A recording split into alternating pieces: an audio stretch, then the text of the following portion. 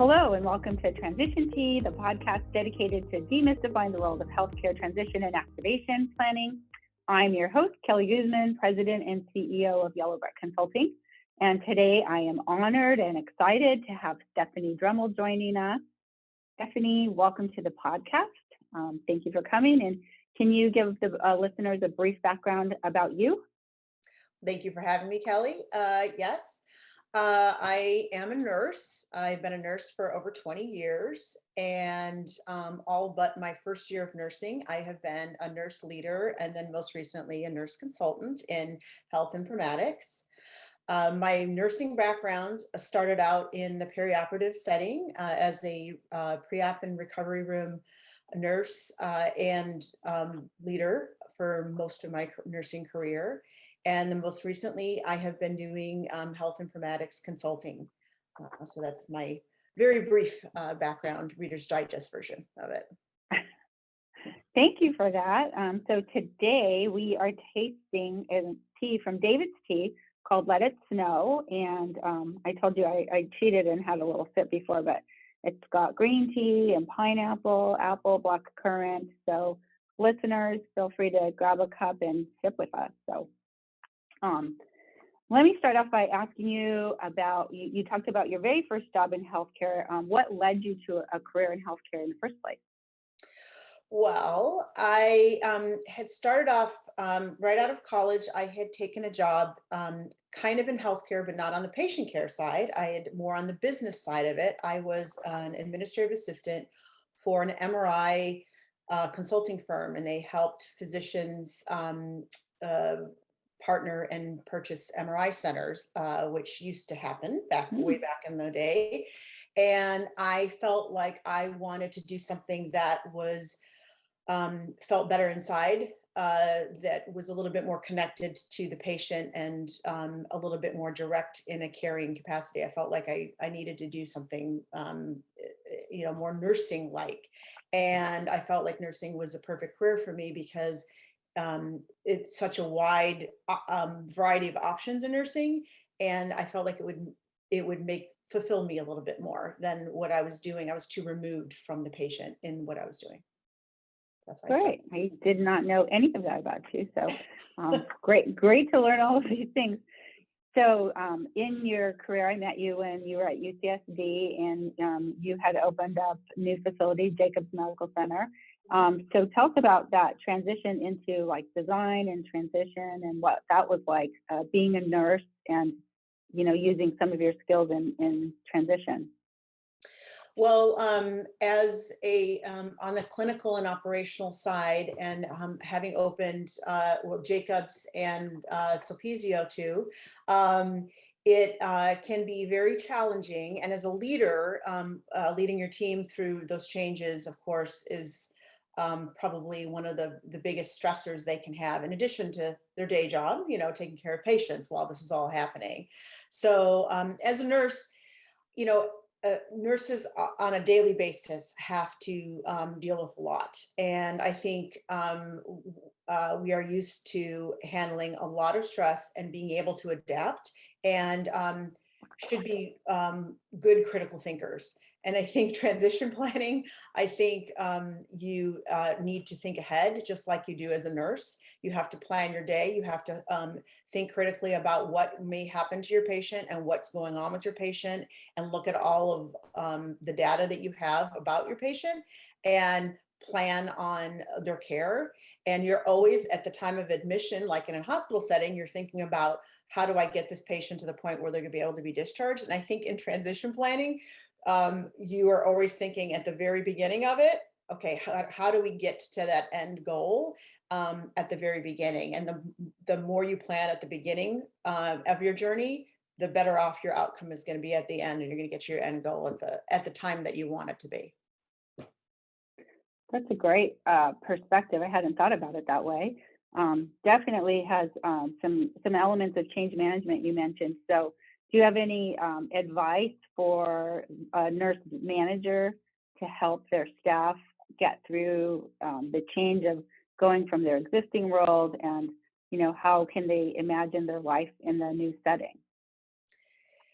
Well, one, I cannot stress the importance of communication. I think one of the biggest, probably mistakes that we make as leaders, as I did as a nurse leader myself, is that we assume things that our staff know, things that we know Mhm. because we're either in a meeting or it's just obvious to us.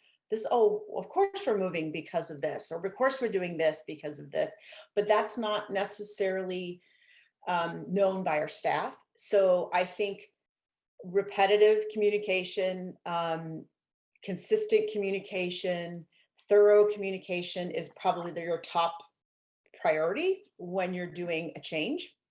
And also the why. You have to constantly talk about why you're doing it and why it's important, not just to them, but to the patient, and always feeding it back to the patient, especially with clinical people, because if you hope, and majority of us in nursing and in healthcare are going into it because they love what they do and they want to, they believe in really good patient care, and are committed to quality patient care. And if you always feed it back to why we're doing this for the patient care, that helps them understand and accept the change and the transition more easily. Definitely. Clear, concise communication. That's one of Christine Zeiser, her favorite quote to me when we're meeting with new hospitals or new staff, definitely making sure that everybody's on the same page. So we do have, we use lots of tools like the 90-day look ahead, really helping people to know clearly what's going to happen in the next 90 days. So can never over communicate. So your role, you went from working as in the GI lab and in pre and post-op to becoming a nurse informaticist or a nurse informatics consultant. So tell us about that role and how you made that transition. Well, I went back and got my master's in informatics, and Mm, I knew that's where I wanted to be. One, because I think it's the, communication technology and the way our world is going. I knew that was the future and I wanted to be part of it. And I'm also have always been really big on communication. And I feel like uh, electronic communication and the electronic health record, and not just that, but even telehealth. I mean, everything we're doing now is becoming more and more technology oriented. And as a somebody who is feels I feel like I can be, or often I try to be, a very good communicator. And when you're in the true IT field, I think your focus is on the actual building of the technology and the intricacies of the actual ins and outs of it, of the software. And they're usually, sometimes your skill set is not in communication. And I love that, knowing a little bit about the technology, a lot about the clinical, and being a communicator, you really are the liaison between the two. And so I felt like with my operational clinical background, my education in informatics, moving into that role was the perfect transition and the next step in my um, career pathway, and really my passion. I was able to take what I had done up until now and my education and kind of blend it all together to what I'm doing now. So I guess, I don't know if I answered the question right. Was that close enough? No, no, certainly helpful. So what types of skills did you use as either a nurse or as a nurse manager leader and in your transition project management that are critical elements of your role as a consultant in the IT world? uh, Critical thinking, uh, strategic planning, organization, just to name three off the top of my head. Interpersonal savvy, relationship building. Uh, I think, That would be again, that'd yeah, be number one, right? yeah. I mean, yeah. I think y- I it's being organized. I think also being comfortable with looking at data, I think is also, and understanding it Mm, is important, not just because that's the end all and be all, but because when you're speaking to certain clients or customers, whatever you choose to call them, such as providers who are very data driven and they're data scientists, really, you need to be able to understand their world. And so I think understanding your audience, you need to be kind of well versed in a lot of things like that. thank you for that. So big data and to me, learning statistics were skills and classes that I dreaded taking. I did not have any fun, but they did really, for me, seem to be invaluable. So were there any classes that you were like, why am I taking this? Or why am I learning this? And you just had a miserable time and then, you know, 5, 10, 1 year later, you're like, this is the most important thing that I've learned, or it was, this is a super important skill that you use. Um, I don't want to, I actually loved school. So it was, to say something I hated was, yeah. I think probably, um, I actually liked my statistics class in nursing, so I'm not totally opposite from you, Kelly. A class that I hated, um, probably not in, I was actually really bad at physics. And I think from a construction standpoint, there you go. It's actually really important because as a nurse leader, I had to learn how to read diagrams, because when they came in for Jacobs, for instance, and the construction people give you the long spreadsheet with the big old thing that takes up half the table, and they're pointing out, okay, where do you want this? And this is such and such, whenever I'm like, what? So, and not that, I can't read a diagram, but like sometimes when, you're looking at shapes and sizes and that kind of thing, I think physics is really important. It was important when I was pre-med, and obviously that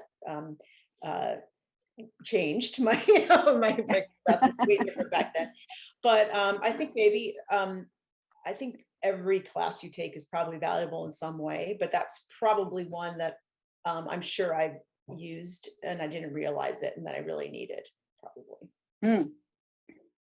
It's like the first time I had algebra, and you like use it every day in nursing. So Yeah. there's always something that you can kind of come back to. Yeah. So wanting to just pivot a little bit to talk about tools. So in transition, and I know the first time I started working, going from a nurse manager leader to working in the construction field, whole new world, totally different acronyms that they use. And the medical field is notorious for using an acronym, creating their own acronyms. So when you're looking at a project, there are so many different types of skills that you need to use, and including from a project management perspective, developing plans and looking at plans and things like that. So what are the most essential tools or critical tools that you use on every single project that you think would be helpful for other project managers to know or to really prioritize as something that they need to master to be successful? Some type of, depending on what, I don't think it matters like what exact program you use, but some type of task spreadsheet, Smartsheet, Excel, like I said, doesn't matter what exact program, you have to use some type of task tracker that really keeps you organized, what it is, who's responsible, what, the dates, the timeline, and what's going on. I think I actually think I got one as a manager in pre going into this field. I saw one that Yellowbrick used, and I said, "Oh, this is great. Could I use something like this for my own projects that I do as a director?" a nursing director, and I kind of just fashioned my own based on, kind of, copycatted and, and it really worked for me. And it helped keep me on track, um, because you're getting pulled away into multiple things um, as a leader, just as you are in our current world and consulting, that you work on many different things and you need to keep on track with many projects often, and not even within your own project, competing priorities. So I'd say, and Kali, I'm all about the colors. So to me, it helps to change either a color or have a cross through or something. When you're done with something, cross it out or it changes color. I'm a visual person. So if I see it visually change, it's very, Mhm. satisfying to me for some reason. I don't know what it is. So, that helps me. If it changes color, it's very easy. Then I can see where I'm at. So Gantt charts, Conditional, that's kind of geeky, yeah, but I kind of like it. yeah, conditional formatting. So, Yes. turning red, we love green. Yeah. We typically don't use, yellow, red, and green because we find out that most people stay yellow in the middle. So if we do use colors, we're like, you're either on track or you're not. Like, Yeah. there's not a lot of leeway. For me, I prefer that. Sometimes every now and again we'll use some yellow, but I do love checking off and Yeah. crossing off. Yeah. It is very satisfying. So you mentioned managing and juggling multiple priorities. Mhm. So time management, I think, is something that all of us are challenged with. Living your life, being at work, just having competing priorities, not only at work but just on a personal level. So, are there any tools or advice you have related to time management and how you really focus on the most important things? Mhm. Yes. First of all, I think some of it comes with experience of you knowing what your priorities are, based on who your clients are and what the things are that are going to be the most impactful. And it almost goes back to, and I don't remember which first class I learned it in. I know I've heard it over and over in my different trainings. But the high risk, least likely priorities, those little tables that you always look at.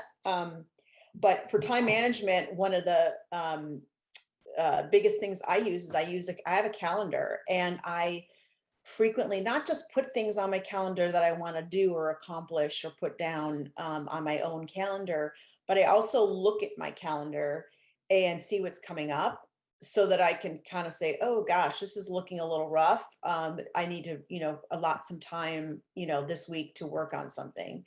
Because again, I'm a visual person, and so if I can see it, if it starts to look, oh gosh, I have lots of meetings, lots of meetings, lots of meetings. Oh my gosh, when am I going to do this? It really helps me kind of plan better, so that I don't get stuck at the end of the week, like, oh gosh, this didn't get done because I was Mm-hmm. slam busy. So I think that's part of, and some of that just comes with, you learn after it, you get caught, staying up to midnight doing something too many times, and you learn, okay, now I'm not going to do that anymore. So, Yes, the Parkinson principle. So a yeah. task will take as long as the time that you have allotted. So Mhm. I absolutely love to just, okay, you got 2 hours, you have 1 hour. And it's funny, I was listening to Mel Robbins, who has the 5 second rule and the high five habit, love her. Mhm. And that was one of the pieces of advice that she has. And I do myself is have that calendar, write down those things, because when you write something down, you stick it into memory, and then it feels so good to cross it off. Just Yes. that Yes. little satisfaction.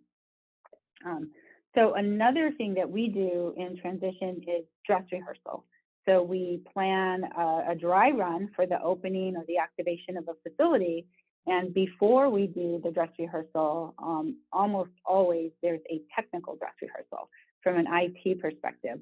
So tell us about how you prepare. And you recently activated a facility with us, an electronic medical record rollout. So what is the difference between a technical dress rehearsal and then a dress rehearsal that we do to have people readiness?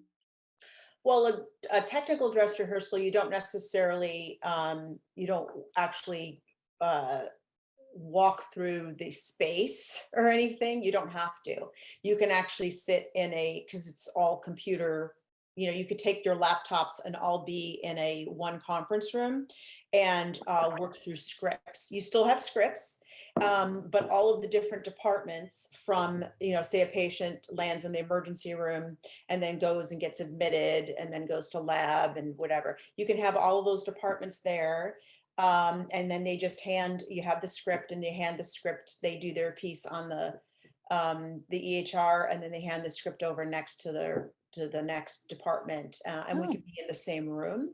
So that's the great part about that, is that you can hear what's going on, and so there's a lot of a little bit great about understanding about what else other people are doing, and kind of seeing the parts and hearing the how it's interconnected.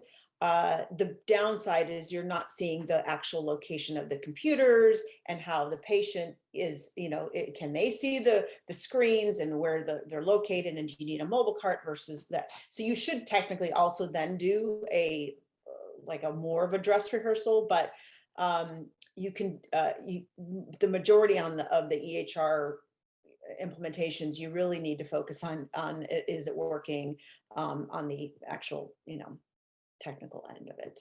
It's more, as it's less physical issues as it is, the actual program itself.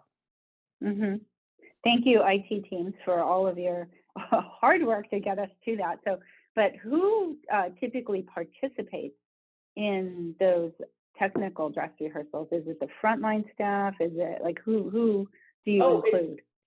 we usually the manager's always involved. We have they identify super users and trainers from their hmm department, subject matter experts. I think it's really important to have the frontline staff there, because they're the ones who are like checking in the patients and taking care of the patients. Although in smaller hospitals, often the managers are also doing direct patient care.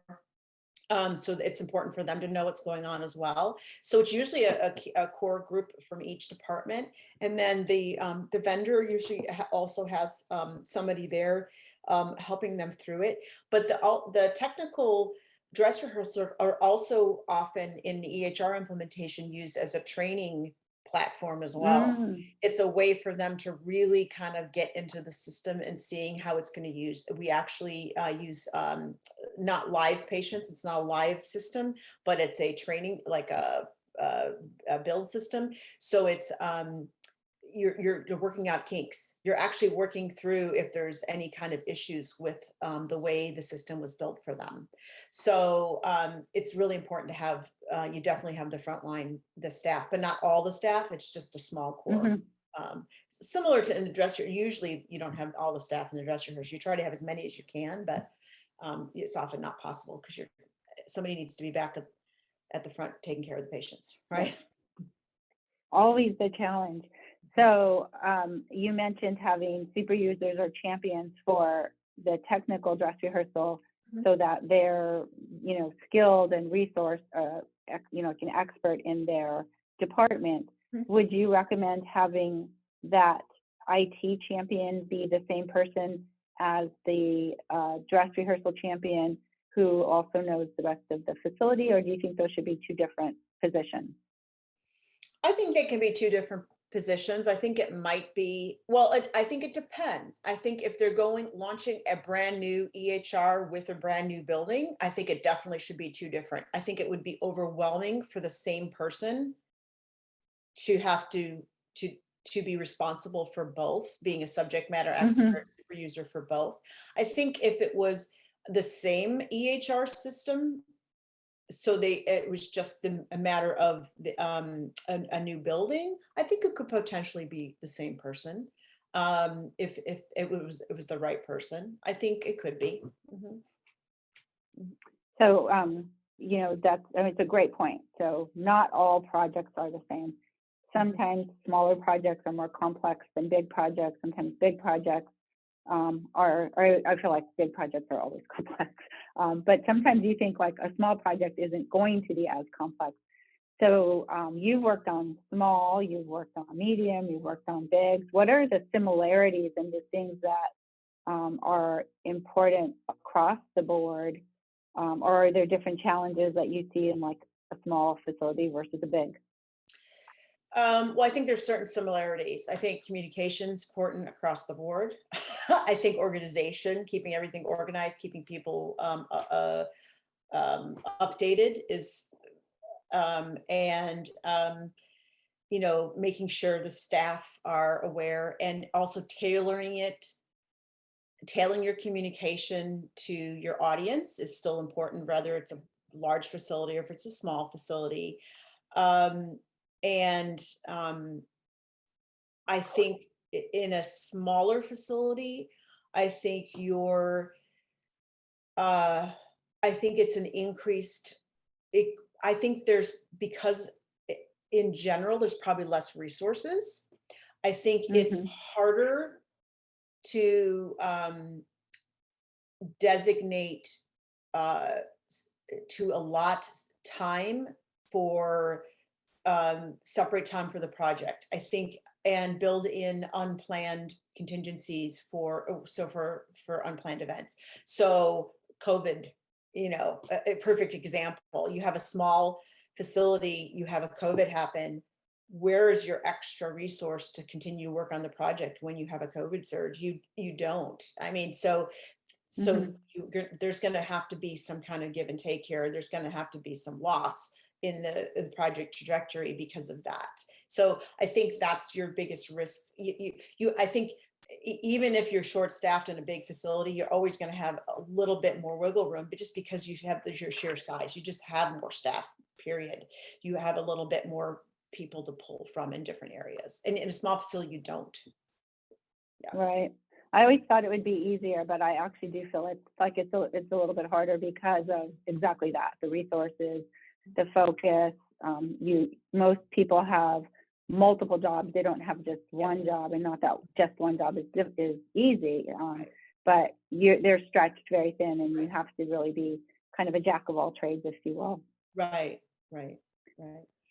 Um, What I have to say is easier is relationship building, because you really get connected you get to mhm. know everybody in a small facility. And that is s- wonderful. And it's very super appealing to me because I like to connect with people. I'm a people person. So that part is incredible. And not that I came from a big facility. I felt like it was a small facility because I was there so long, and I feel like it was my family because I Mm, connected with so many people. I felt like I knew everybody, but it took, 17 years. So I know everybody, but that's not going to happen. That would be hard to happen in a 6-month window or something, or your window when you're doing a project, a shorter project like that. well, I love projects of all sizes and certainly have lots of lessons learned. So, if you, our final question here is if you could go back and provide yourself, or you can provide advice to somebody who is entering the healthcare field or would like to get into a career, or just general career advice, what would you share with our audience? Uh, be, I would say, be very open to um, new ideas, and to, um, I would say, really reflect on your skill set and your passion, and listen to your inner voice about what you love.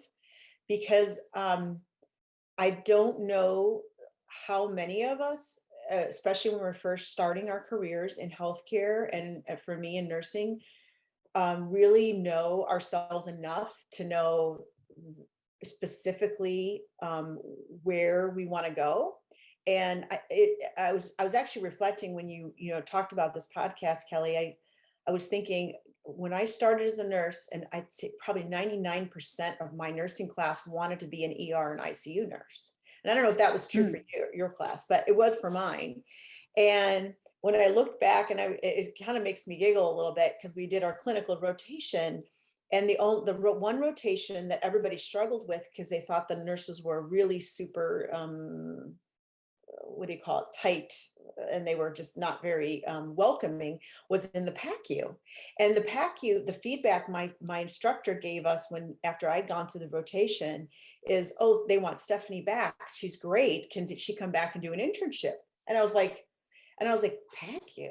I was like, because I was offering, I wanted to try to start IVs and I was whatever. And I was like, well, that's great. I mean, I thought it was fun, but I was like, oh, I was just trying to help and being helpful, whatever. And they asked me back. And then it wound up, that was my first job about it. And I was like, so it must have, like, the universe must have known I was supposed to be in the PACU, but I didn't even know that I was supposed to be in the PACU. It just, that was like my, calling back then, but I didn't even know it because I wasn't thinking. I was thinking, oh, ER, ICU, everybody wants to do critical care, Mm-hmm. well, although technically PACU can be critical care, you start off that way. But so I would just say that would be my recommendation, is try to get as much experience as you can and be open to new experiences.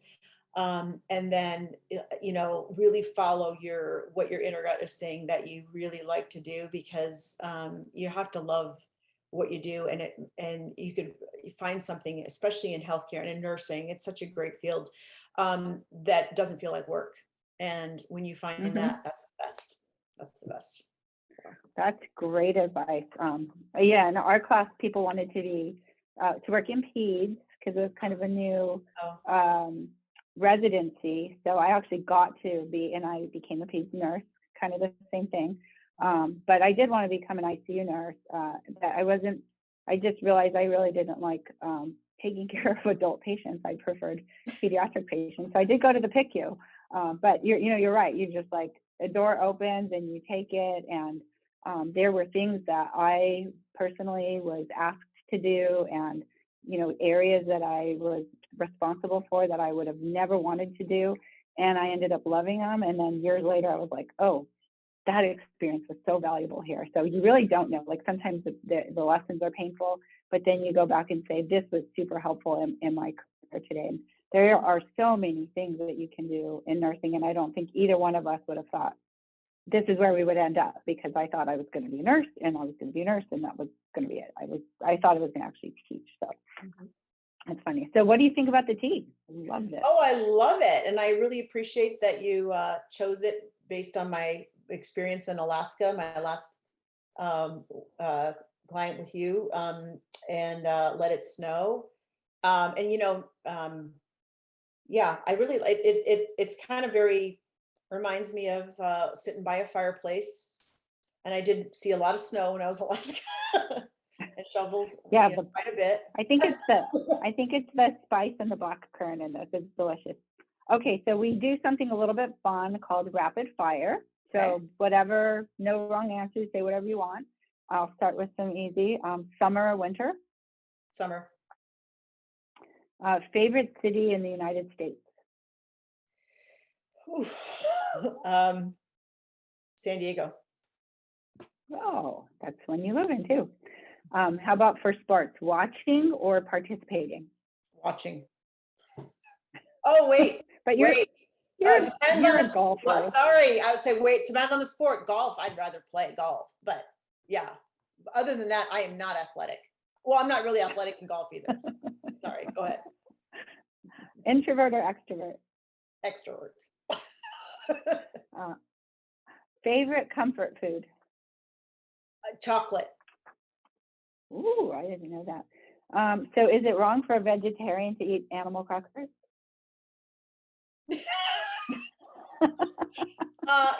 There might be animal fat in animal crackers. No, I think that's cute. No. Oh, how about your dream vacation destination? Tahiti. Oh, I've been there. I love it. Beautiful. Say a word in Spanish. I'm sorry. What did you say? Say a word in Spanish? Um, you put me on the spot. Um, Roja. Roja. All right. Favorite Spanish word. If you could have one superpower, what would that be? Fly. Hmm. And what was your favorite memory about working in Alaska? The actual work or being in Alaska? Either one, I say being in Alaska because that seems like so much more fun. I would say had to be halibut fishing, going out fishing and seeing the orca, the whale right there, like a couple yards from us on a small boat. I mean, they took me out, fishing, and my husband was there. So that was probably my favorite moment. Oh, Yeah, that was awesome. wonderful. Well, Alaska is a magical place, and It I'm is. so glad that you got to work there. And we have another project in Alaska, so we'll be back. So thank you, Stephanie. And if the listeners want to connect with you, can they connect with you on LinkedIn? Yes, they can. It's Stephanie Dremel. I'm at Next Step Solutions, and please reach out. Thank you. So that'll do it for this episode of Transition Tea. And on our next episode, we're going to be joining another healthcare leader to chat over a couple of best practices, pouring over new insights, and blend of transition and activation expertise.